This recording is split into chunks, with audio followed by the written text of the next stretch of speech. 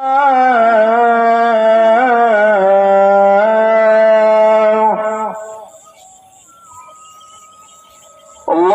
Akbar, Allahu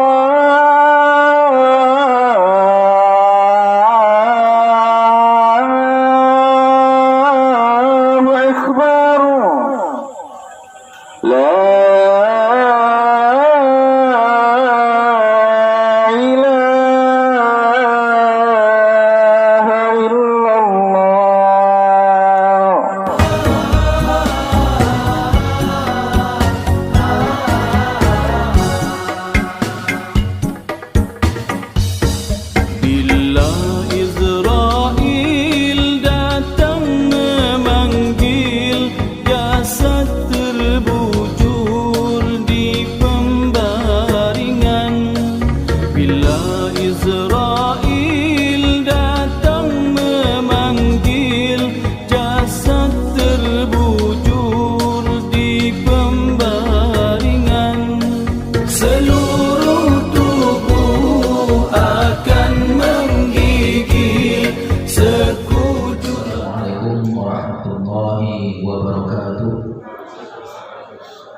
Alhamdulillahi wa kafa, wassalatu wassalamu ala rasulillahil mustafa wa ala alihi wa ashabihi wa man tabi'ahum bi ihsanin ila yaumil wafa.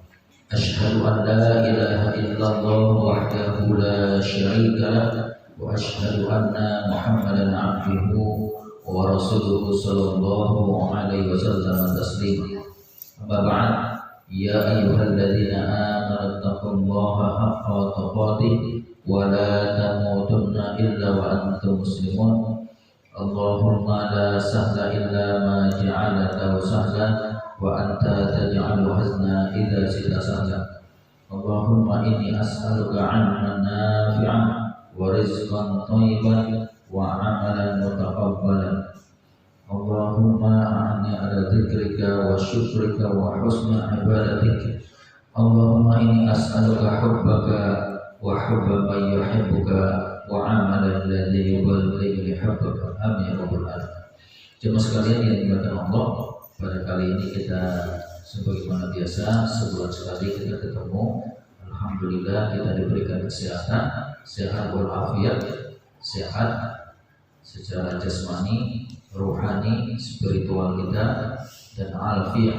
Alfiah itu berarti diberikan keselamatan dari segala macam bahaya yang kita lihat maupun yang tidak bisa kita lihat. Jemaah sekalian, sebagaimana biasa saya menyampaikan kajian tauhid. Kitabnya adalah kitab Al-Mulakhas fi Syarh Kitab Tauhid, ringkasan terhadap penjelasan kitab tauhid yang ditulis oleh Shalih bin Fauzan bin Abdul Fauzan. Ini adalah termasuk kitab tauhid untuk pemula.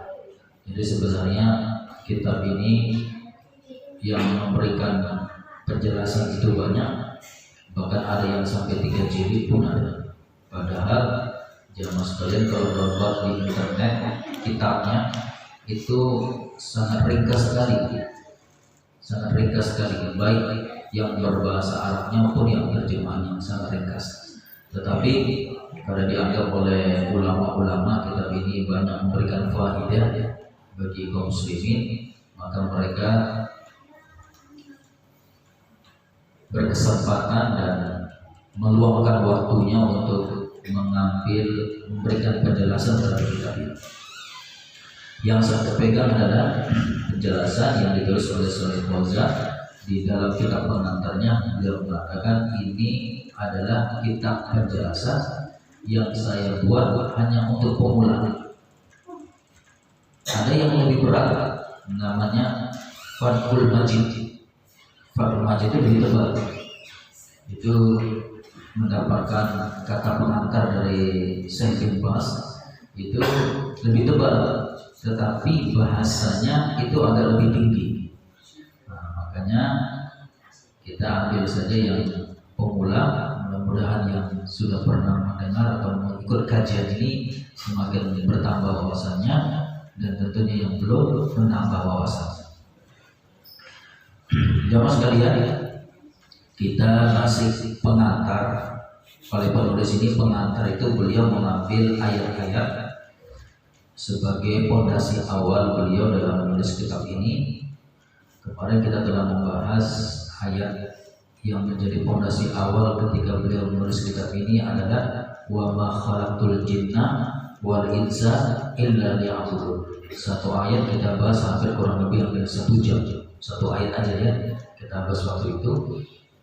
Pertemuan bulan yang lalu kalau nggak salah itu atau 2 bulan yang lalu itu. Nah sekarang saya lompat saja hadisnya yang kita bahas. Baru nanti setelah kita bahas di sini, baru kita pertemuan bulan depan baru kita masuk berbab. Bulan depan nanti kita akan masuk babu fadlit tauhid wa ma yukaffiru min dzunub. Bab berkenaan tentang keutamaan tauhid dan berkenaan perkara-perkara tauhid ini yang bisa menghapus dosa. Tapi kali ini kita akan bahas pengantarnya. Saya bacakan hadisnya. Wa an Mu'adz bin Jabal radhiyallahu anhu qala kuntu radifan Nabi sallallahu alaihi wasallam ala himari faqala li ya Mu'adz atadri ma haqqullahi 'ala al-'ibad wa ma haqqul 'ibadi 'ala Allah? Qultu Allahu wa rasuluhu a'lam. Qala haqqullahi 'ala al-'ibadi an ya'buduhu wa la yusyriku bihi syai'an wa haqqul 'ibadi 'ala Allah alla yu'adziba man la yusyriku bihi syai'an. Qultu ya Rasulullah afala ubashshirun nasa? Qala la tubashshirhum fayattakilu. Akhrajahu fi sahihain. Hadis ini dari sahabat Mu'adz bin Jabal. Sahabat Mu'adz bin Jabal ini termasuk sahabat yang meninggal usia muda, sekitar 33 atau 34 tahun beliau meninggal dunia. Termasuk sahabat yang ikut perang Badar. Jadi beliau juga dianggap sebagai seorang dai yang dulu, karena waktu itu beliau diutus oleh Rasul ke daerah Yaman. Sementara di daerah Yaman itu berkumpul ahlul kitab. Berarti kalau diutus Rasul, diutusnya Mu'adz di tempat berkumpulnya ahlul kitab, berarti menunjukkan Mu'adz ini sahabat yang handal dalam berargumentasi. Karena nanti beliau akan berhadapan dengan ahlul kitab. Dan termasuk dia juga pernah diangkat oleh Rasul sebagai pemimpin dalam penaklukan Mekah. Dan banyak prestasi yang dilakukan oleh sahabat Mu'adz bin Jabal. Jadi suatu ketika beliau berkata, aku pernah dibonceng Nabi Muhammad SAW adalah himar, di atas keledai. Berarti ini menjadi istinbat hukumnya bolehnya membawa kendaraan dengan membawa boncengan. Nah, ini bisa jadi dalil. Oh, buat kereta, orang nanya mana dalilnya boleh bonceng orang? Nah, ini dalilnya. Misalnya begitu kan, ada orang mencari masalah kan, bawa kereta, bonceng bawa kereta harus sendiri, jangan bonceng. Mana dalilnya? Nah, ini dalilnya. Rasul itu pernah bawa kendaraan yang namanya keledai dan membonceng sahabatnya yang bernama Mu'adz bin Jabal. Kemudian ketika dalam kendaraan itu Rasul menyempatkan untuk berdakwah. Nah, itu hebatnya Rasul, membonceng sahabat, tapi di dalam boncengan itu ada kalimat-kalimat nasihat yang disampaikan oleh beliau. Kata Mu'adz, faqala li, maka Rasul berkata kepadaku, ya Mu'adz, wahai Mu'adz, kamu tahukah apa haknya Allah terhadap seorang hamba? Dan apa haknya hamba, para hamba terhadap Allah, kepada Allah? Ada yang kita sering dengar di Indonesia itu, ada hak dan ada kewajiban. Apa perbedaan hak dan kewajiban? Ini adik-adik saya tanya, apa itu hak? Pernah belajar kan di sekolah kan? Hak itu apa? Apa itu? Kelas SMP atau SMA? SD. Ya? SD. SMP kan? SMP udah belajar. Itu bagian anak SD. Karena saya tahu anak saya ditanya, dia sampai rumah nggak tahu, dia tanya sama kami ya. Nah, sekarang saya tanya anak SMP, apa itu hak? Ada hak dan kewajiban. Kalau kewajiban apa? Kewajiban dulu deh, kewajiban yang ringan. Kewajiban apa? Bertiga diskusi bertiga. Berdiskusi bertiga. Apa itu kewajiban? Kalau kewajiban apa? Ini gampang. Sesuatu yang harus dilakukan. Oke, betul. Kalau hak apa? Adik-adik dulu. Apa itu deh? Diskusi sama kawannya. Agak lama ya. Lama ya. Kebetulan baru dipindah ke belakang saat ini nggak. Oh. Tempat duduk sekolah. Oke. Jadi tadi yang pertama jawabannya benar. Kewajiban itu adalah sesuatu yang wajib harus kita lakukan. Ini wajib kan? Kewajiban wajib. Berarti sesuatu yang wajib. Sholat 5 waktu dalam satu hari wajib atas setiap muslim. Berarti itu namanya kewajiban. Jadi sholat 5 waktu, subuh, zuhur, asar, maghrib, isya, itu merupakan kewajiban bagi setiap muslim dan muslimah. Nah, apa itu hak? Hak itu adalah sesuatu yang harus kita dapatkan. Itu bahasa umumnya. Ada yang mesti saya dapatkan. Kalau kewajiban sesuatu yang saya beri. Kalau hak sesuatu yang harus saya dapatkan. Itu bahasa umum. Nah, kalau tadi bahasa hadisnya adalah mahaqqullahi 'alal ibadi, apa haknya Allah? Kalau kan sesuatu, kalau bahasa gampangnya kan nggak mungkin apa yang harus Allah dapatkan dari hambanya. Sebenarnya Allah Maha tahu kan. Ini hanya bahasa hadis yang disampaikan oleh Rasul agar mudah dipahami oleh para sahabat. Jadi sebenarnya itu untuk Mu'adz, tapi sebenarnya itu untuk seluruh umatnya. Jadi apa yang harus Allah dapatkan dari para hambanya? Apa yang harus Allah dapatkan dari para hambanya?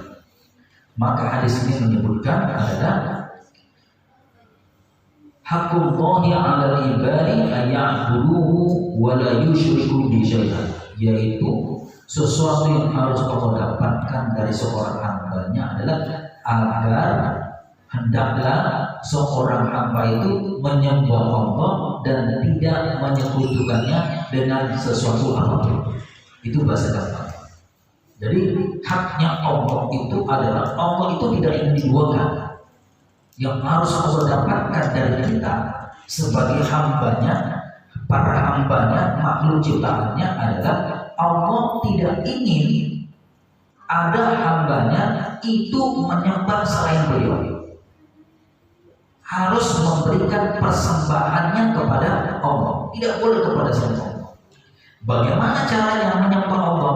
Sudah diajarkan oleh Rasul melalui lisannya Rasul sampai para sahabat, tabi'in dan sampai kepada kita.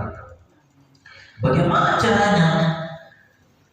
Berarti kalau kita menyembah Allah dengan sebenar-benar penyembahan, berarti kita harus ma'rifatullah, harus mengenal Allah. Nanti ada tema tentang ma'rifatullah. Nanti di bab ini dijelaskan nanti tentang detail tentang ma'rifatullah. Bagaimana poinnya seorang hamba mengenal Allah. Tapi saya masih fokuskan ke tauhidnya dulu. Nanti kita masuk ke bab itu ada. Jadi Allah itu ingin hambanya itu agar menyembah beliau. Kalau misalnya ada seorang muslim menyembah Allah, di sisi lain dia juga menyembah batu, boleh atau tidak? Tidak boleh. Di saat yang sama dia menyembah Allah, tapi dia juga menyembah selain Allah. Mungkin itu terjadi? Mungkin. Pernah kita bahas kemarin tentang wa ma khalaqul jinna wal insa illa liya'budun. Ketika orang mengerjakan sholat, itu bisa terjadi dua kemungkinan. Yang pertama riya, yang kedua sum'ah. Sementara riya dan sum'ah termasuk perbuatan syirik, syirkul asghar, syirik kecil. Kemungkinan itu bisa terjadi di saat yang berbarengan ketika dia niatkan ibadahnya kepada Allah, di saat itu juga muncul niatnya ibadah untuk selain Allah, yaitu riya. Riya itu melakukan ibadah dengan harapan orang lain memperhatikannya. Itu namanya pamer, riya. Jadi beramal tapi dengan perbuatan, tapi pamer amal dengan perbuatan, riya. Sum'ah, pamer amal dengan kata-kata. Ini yang bangun masjid tidak uangku ini. Kalau nggak pakai uangku, masjid ini nggak terbangun ini. Bisa dua kemungkinan. Yang pertama bisa jadi sum'ah, pamer amal dengan kata-kata. Atau yang kedua untuk memberikan motivasi kepada yang lain agar beramal. Bisa dua kemungkinan, karena innamal a'malu binniyat. Sesungguhnya amal itu tergantung niat. Tapi kembali kepada masing-masing. Tapi yang dari poinnya, di saat yang bersamaan dia beribadah kepada Allah, tetapi di saat itu juga dia bisa memberikan ibadahnya kepada selain Allah. Ini hati-hati kita. Hampir setiap muslim akan terkena penyakit riya dan sum'ah. Betul kan? Hampir setiap muslim itu bisa terkena penyakit riya dan sum'ah. Pamer amal dengan perbuatan, pamer amal dengan kata-kata. Nah, jamaah sekalian, Allah di dalam hadis ini adalah Allah, haknya yang harus kita berikan adalah agar tidak ada satupun kita di muka bumi ini menyembah kepada selain Allah. Menyembah kepada selain Allah. Kenapa hadis ini disampaikan oleh Rasul? Kenapa hadis ini? Karena memungkinkan seseorang menyembah selain Allah. Nanti di bab berikutnya, nanti kita akan ada bahas. Suatu ketika Rasul dengan para sahabat itu mau berperang. Jadi zaman jahiliyah dulu orang Arab kalau mau berperang itu ada satu pohon namanya Zatul Anwar. Nama pohonnya Zatul Anwar. Itu kebiasaan mereka meletakkan pedangnya di pohon itu dengan tujuan nanti itu bisa bikin menang dalam perang. Dan ternyata ketika mereka sudah memeluk agama Islam, nanti kita detail bahas itu, nanti ada babnya. Setelah mereka memeluk agama Islam, ada sebagian sahabat masih begitu, masih ada. Diingatkan masa Rasul, nggak boleh. Berarti apa? Ketergantungannya kepada pohon. Pohon bisa memberikan kemenangan. Itu terjadi. Nah, apalagi di masa kita ketergelincirannya bisa semakin besar. Ada orang yang ingin kaya cepat. Bagaimana caranya kaya cepat? Main judi, salah satunya. Katanya begitu kan? Yang kedua, datang ke dukun. Dukun kasih tuyul kan? Pelihara tuyul dia. Bisa jadi. Ini orang cari jalan pintas, tapi dengan cara yang tidak benar. Boleh nggak dalam Islam? Tidak boleh. Berarti dia menyembah kepada sesuatu. Nah, yang bulan lalu saya tak salah ingat saya waktu itu kita membahas ayat wa annahu kana rijalun minal insi ya'uduna birijalin minal jinni fazaduhum rahaqa. Seingat saya bulan lalu kita bahas tentang ayat ini. Ada sebagian laki-laki dari kalangan manusia meminta perlindungan kepada selain laki-laki, sebagian laki-laki dari kalangan jin. Maka kemudian Allah tambah rasa takut di dalam hati mereka. Bukan semakin hebat, bukan semakin kuat, tapi ditambah rasa takut. Nah, jemaah sekalian yang dimuliakan Allah Subhanahu wa taala, itu dia.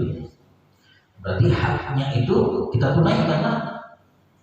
Sesuatu yang harus Allah dapatkan kita tunaikan. Makanya ini penting sama kita, penting. Di tempat saya itu, jamaah sekalian yang dimuliakan Allah Subhanahu wa taala, ada orang-orang tertentu masih percaya dengan hal-hal begitu.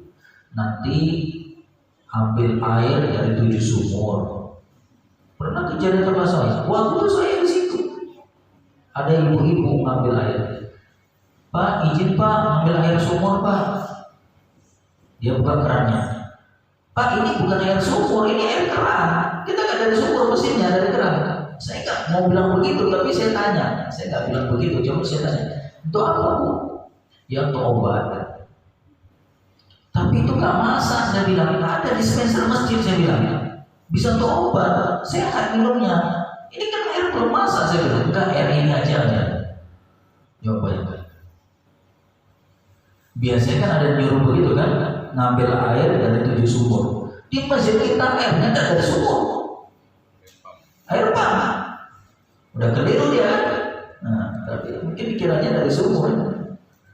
Nah, tapi itulah yang terjadi jemaah sekalian. Itu terjadi kan di kota lagi, kota yang begitu canggihnya teknologi sekarang, masih ada orang percaya yang begitu. Teknologi sudah canggih sekarang, tapi masih ada orang yang percaya begitu. Itulah ya. Apa mungkin di desa juga ada begitu, tapi di kota masih ada. Buktinya di tempat saya, di Karangasari saya, masih banyak sekali Bu. Oke, saya lanjutkan jemaah sekalian. Kemudian kebalikannya, wa mahakul ibadi Allah. Apa haknya seorang hamba? Apa sesuatu yang harus dia dapatkan dari Allah? Maka disebutkan kalau ada seorang hamba yang poin yang pertama tadi dia tidak menyekutukan Allah, tidak menyembah kepada selain Allah, maka Allah akan berikan haknya untuk hamba tadi, yaitu alla yu'adziba. Allah tidak akan menyiksa man la yusyriku bihi syai'an, selama dia tidak menyekutukan Allah. Jadi kalau kita di dunia ini, dari kita balik sampai kita umur sekian, sampai kemudian Allah cabut nyawa kita tak pernah menyekutukan Allah, tak pernah menyembah selain Allah. Maka ini hadisnya. Apa itu? Allah yu'adzib, Allah tidak akan menyiksa kita. Itu sudah Allah kasih tahu nih. Mahakul ibadi Allah. Apa sesuatu yang harus didapatkan oleh seorang hamba? Nanti di akhirat Allah tidak akan menyiksa dia selama dia tidak menyekutukan Allah. Nggak disiksa kita. Ini kan kabar gembira ya. Nah, di kalimat berikutnya, qultu ya Rasulullah, aku berkata, wahai Rasulullah, afala ubasyirun nas, bolehkah informasi ini aku ceritakan kepada manusia? Qala, Rasul berkata tidak boleh. Tapi kenapa sampai hadisnya? Mu'adz bin Jabal di penghujung umurnya, dia sudah tahu mendekati ajal, dia sampaikan hadis ini. Dia sampaikan hadis ini karena dia khawatir menyembunyikan ilmu. Dia sampaikan di penghujung riwayat hidupnya, dia sampaikan hadis ini. Apa alasan Rasul menyuruh Mu'adz bin Jabal jangan sampaikan kepada manusia? Disebutkan la tubasyiruhum fayattaqilu, jangan sampaikan kepada manusia, nanti mereka bersandar dengan hadis ini. Maksudnya apa? Nanti kalau mereka hidup tak pernah menyekutukan Allah, tak pernah menduakan Allah, tak pernah beribadah kepada selain Allah, maka mereka mendapatkan kabar gembira yang nanti di akhirat mereka tidak akan disiksa oleh Allah. Orang yang berpikiran sempit, oh enak juga ya, akhirnya tidak mau berusaha. Itu maksudnya kalau diberikan penjelasan oleh para ulama, kenapa maksud Rasul itu jangan disampaikan, nanti manusia tidak akan berusaha beramal, hanya bergantung dengan hadis ini. Bergantung dengan hadis ini. Memang ada hadis yang lain itu menceritakan apabila seseorang ada berzina, mencuri, dia tidak menyekutukan Allah, maka punya peluang dimasukkan ke dalam surga. Ini hadisnya sahih. Kalau hadis ini sampai ke penjudi gimana? Oh iya, enak juga lah begitu. Aku terus aja kan yang judi katanya. Yang penting aku tidak menyekutukan Allah. Kalau hadis ini sampai kepada pelaku zina gimana? Ah kalau gitu aku berzina aja lah katanya. Yang penting aku tidak menyekutukan Allah. Nah itu tadi, faya takilu, nanti orang akan bersandar dengan hadis tersebut. Memang benar disebutkan di dalam hadis nanti tentang orang yang terakhir dimasukkan ke dalam surga itu adalah orang yang di dalam hatinya ada sekecil iman, di dalam hatinya ada tauhid sekecil biji zarrah. Terakhir kali masuk ke dalam surga, berarti imannya tipis. Nah, jemaah sekalian yang dimuliakan Allah Subhanahu wa taala, makanya kalau tipenya orang yang sempit, yang penting aku masuk surga. Surga gimana pun tak masalah, yang penting masuk surga. Itu kan ada yang begitu. Nah, tentu kita tak itu pilihan kita. Pilihan kita adalah bagaimana kita bisa mendapatkan tingkatan surga yang paling tinggi. Surga apa itu? Surga Firdaus. Makanya doa minta sama Allah agar dimasukkan ke dalam surga yang paling tinggi, yaitu surga Firdaus. Itu surga yang paling tinggi. Kayaknya nggak mungkin masuk surga Firdaus. Jangan bilang nggak mungkin. Kita harus yakin dengan doa kita. Minta sesuatu kepada Allah itu harus yakin. Dan mintanya agar mustajabnya doa itu ada. Yang pertama memuji Allah, yang kedua membaca sholawat, yang ketiga sampaikan doa permintaan kita, yang keempat tutup dengan puji-pujian kepada Allah, yang kelima tutup dengan sholawat. Itu dia. Itu para ulama menyebutkan itu cepat terkabulnya doa. Diawali dengan puji-pujian. Puji-pujian boleh asmaul husna. Ya Allah, Ya Rahman, Ya Rahim, Ya Aziz, Ya Ghaffar, Ya Mutakabbir, dan lain-lain sebagainya. Berkemudian salawat, Allahumma sholli ala Muhammad, atau doa iftitah yang sering kita baca, Allahu Akbar kabira walhamdulillahi katsira wa subhanallahi bukratan wa asila. Itu doa namanya doa mengagungkan Allah. Berkemudian salawat. Salawat yang biasa kita baca di tasyahud boleh. Itu salawat yang pendek, Allahumma sholli ala Muhammad. Salawat yang panjang. Kan salawat itu ada yang pendek, ada yang sedang, ada yang panjang. Nah, kita pilih baru isi doa kita. Kita minta apa sama Allah? Itu dia. Isi doa kita. Sudah ada? Ngaji. Nggak masih. Jadi jam sekalian, sekarang jam berapa ada? Jam 7:30. 7:30. Iya, masih ada waktu. Ada yang mau bertanya? Silakan. Pandai-pandai semua. Nggak ada? Tak ada, saya lanjut. Tak ada ya? Ada. Oke. Jadi bagaimana dengan orang-orang yang membuat itu dengan menjual-jual askol itu?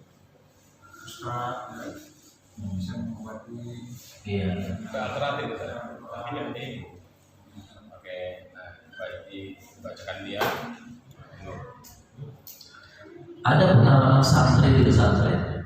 Sebelum saya masuk kepada pertanyaan tadi, di kelas ustaznya ngajar pelajaran akidah seperti ini, pelajaran akidah. Tapi tengah malam dia menjadi guru karate. Apa yang diajarkan kepada murid-muridnya? Ilmu kebatinan. Seorang murid dianggap sudah hebat kalau jin itu masuk ke dalam tubuhnya. Macam-macam jin masuk ke tubuhnya. Kalau yang masuk jati keluarlah jurus jati. Kalau yang masuk Bruce Lee keluarlah jurus Bruce Lee. Kalau yang masuk Bencong kan? ya, kalau yang bencong ya jadi bencong. Macam-macam. Nah, tapi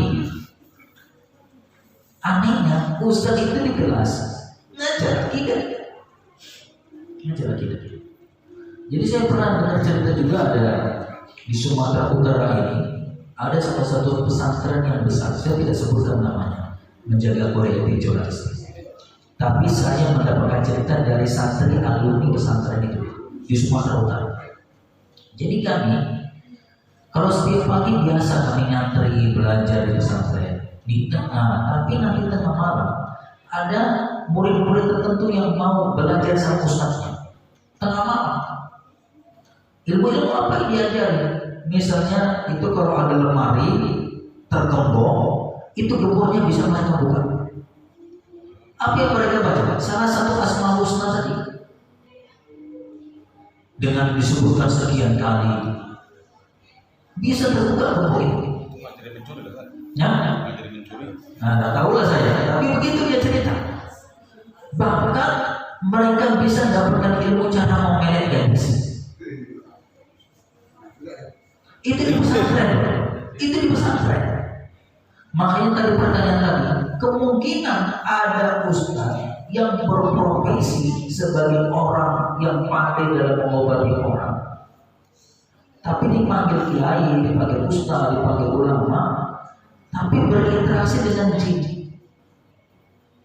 Pernah saya sebutkan pertemuan bulan lalu kan, ada ustaz alumni Mesir, gelarnya LC. Dia punya jin. Ustaz ini punya jin. Alumni Al-Azhar Mesir punya jin. Jadi beberapa teman-teman dari ustaz itu datang kepada beliau, kasih nasihat. Pertemuan bulan lalu nih beliau, saya sampaikan. Karena udah disampaikan di sini bulan lalu tentang kisah ini. Ini kisah nyata juga. Jadi kita kasih tahu, antum itu apa? Punya jin itu apa? Dia bilang, loh, saya kan gak minta perlindungan sama jin. Saya berteman sama jin. Mana ada ayat yang melarang berteman dengan jin? Oh, Ustaz pula dia kan ada pakai dalil. Coba kamu cari ayat dalam Al-Quran dilarang berteman dengan jin. Memang gak ada. Yang ada ayat tadi yang saya baca tadi, surah Al-Jin ayat 6. Yaitu manusia tidak boleh meminta perlindungan kepada jin. Saya nggak minta perlindungan, tapi saya berteman. Kita bilang, gimana ente berteman dengan orang yang nggak, dengan makhluk yang nggak nampak? Temannya gimana coba? Ketemunya di mana? Janjinya di mana? Wajahnya seperti apa? Dia tetap ngomong, saya ini berteman. Jadi tetap mau mempertahankan prinsipnya. Kalau kita sudah ingatkan, alam kita beda dengan alam mereka. Nah, kalau ada manusia yang dengan profesinya bisa mengobati orang, tapi dengan cara minta bantuan jin dalam Islam dilarang. Lebih baik kita berobat ke dokter, jelas yang mengobati manusia. Kalau tak sembuh, tak ketemu obatnya, karena di kulidahin dawahu, setiap penyakit itu ada obatnya. Tak ketemu obatnya dan kita sabar, jauh dapat pahala yang lebih besar. Ingat seorang wanita yang kena penyakit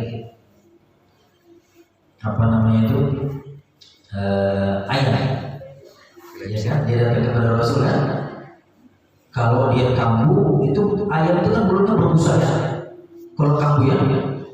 Jadi dia minta kepada Rasul, ya Rasul doakan saya agar penyakit saya sembuh.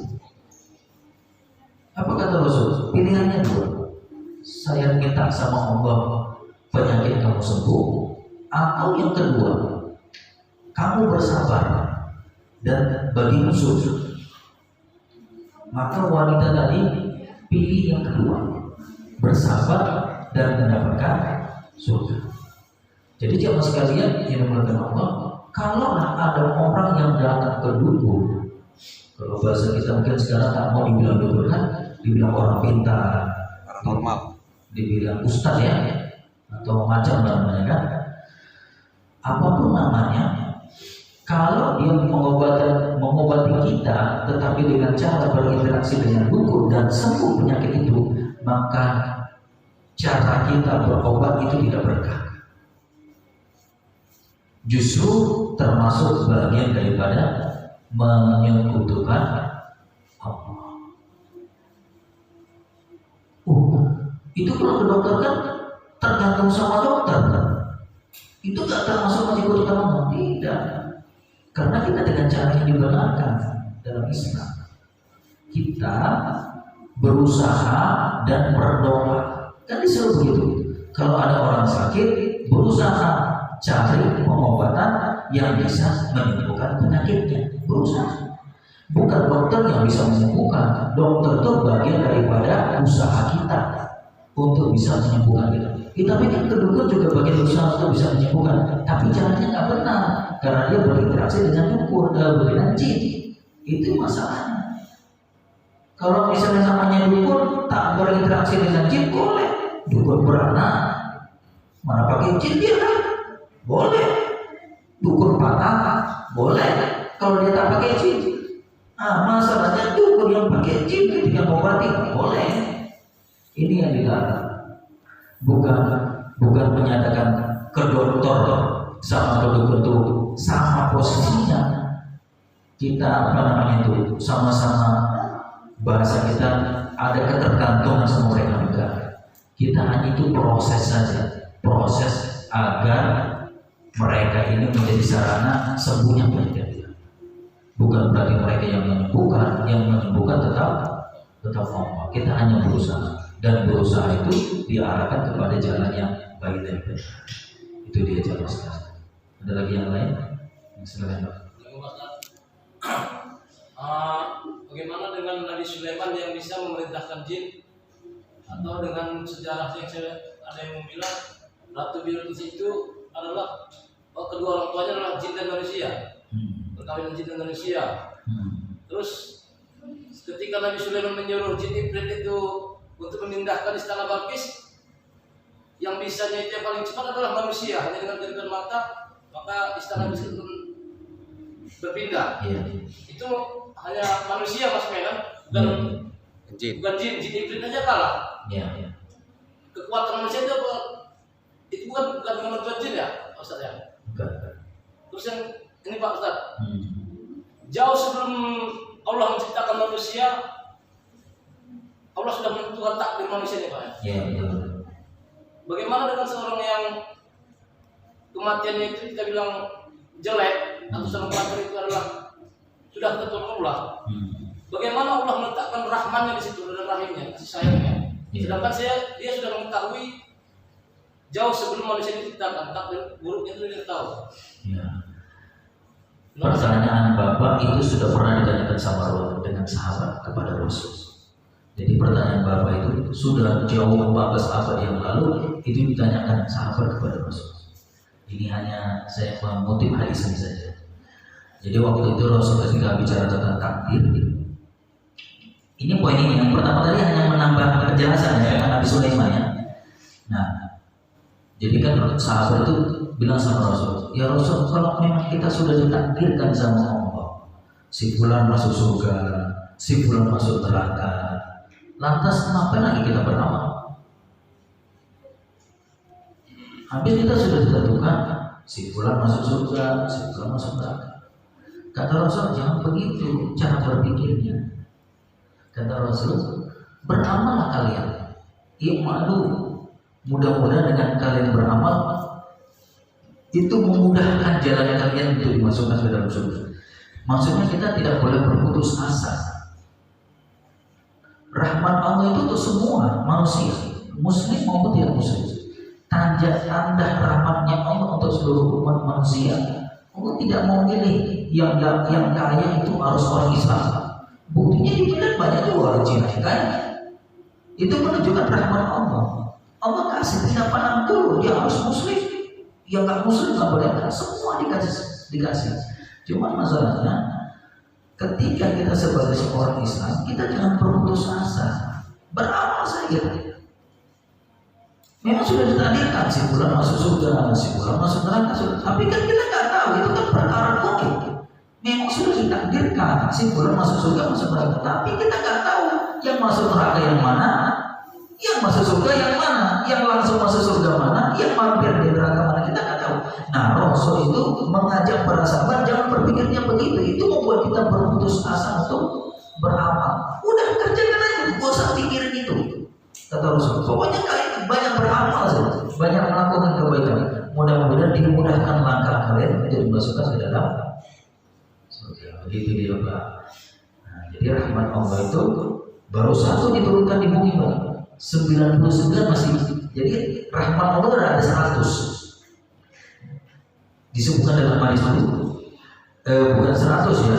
Disebutkan dalam hadis rahmat Allah itu banyak.